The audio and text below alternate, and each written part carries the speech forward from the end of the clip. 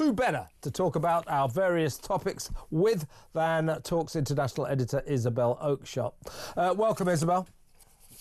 Hi there. Well, I'm not feeling so international today. I'm feeling very, very focused on what the hell is going on in our country and the long list of outrages that you've just read out. Unbelievable, isn't it? What is going on? What is going on? Listen, North Korea. Unbelievable. It really is.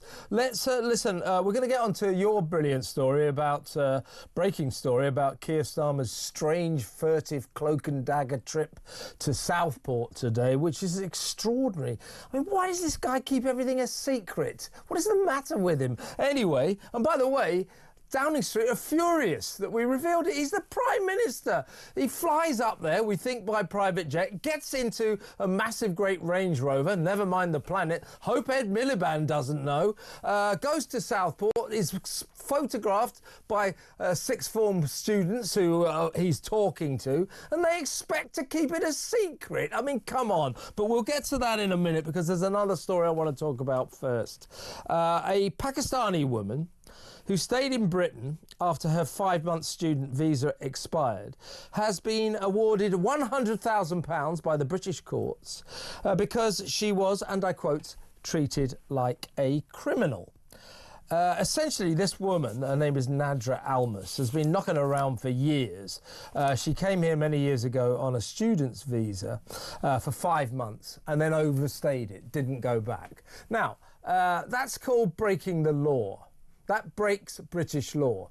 So when you break a law, that's called a crime. And the committer of a crime is called a criminal. So we have just given this woman £100,000 compensation because she was treated like a criminal. She was a criminal. What the hell is going on here? I'll bring you more details, but your just reaction to those basic details.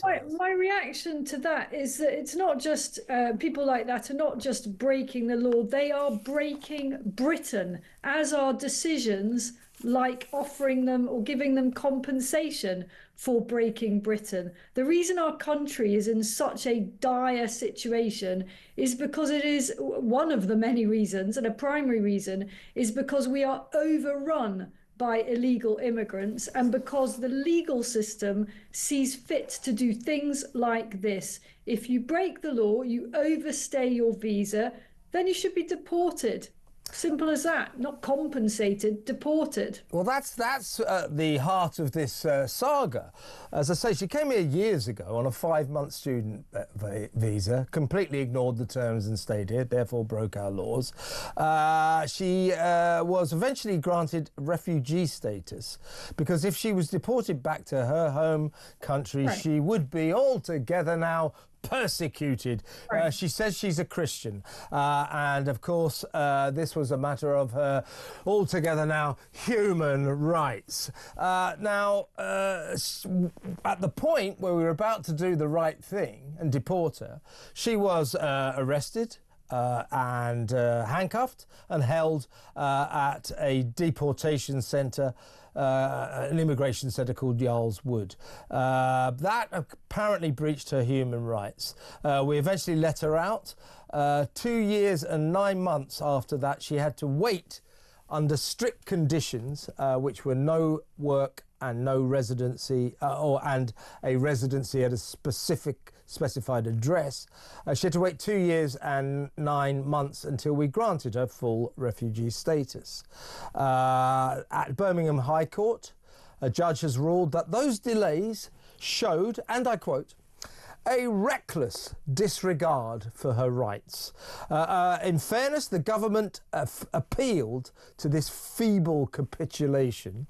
They've appealed against it, and that appeal has now been kicked out, rejected, and she gets £100,000 of taxpayers' money because she was treated like a criminal. She is a criminal. We infringed her human rights. I'd like to know why. And by the way, this follows the story. I can't remember if I did it with you, but it sounds like the sort of story I would do with you.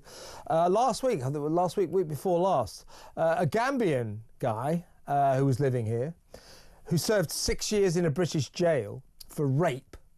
He raped a woman at his apartment, at his flat in Watford, I think it was. He was awarded substantial compensation for being unlawfully detained at a deportation holding unit. The reason for this was that that he wasn't actually deported and therefore should not have been in a deportation centre. There he is. And therefore he got a six-figure settlement from this ridiculous country. All hail modern Britain. What the hell is going on here, Isabel? It's just insane.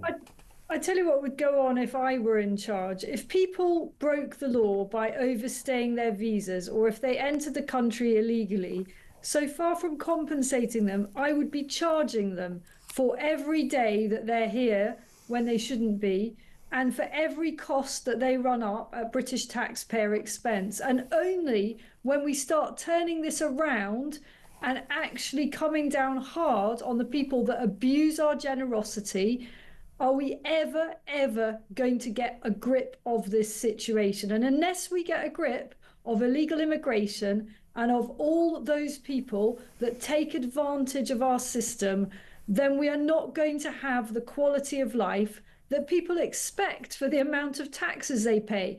This isn't complicated, folks. We have far too many people who are not contributing enough. And so the system is under way too much strain. And we do want to be able to welcome those who really, really need our refuge.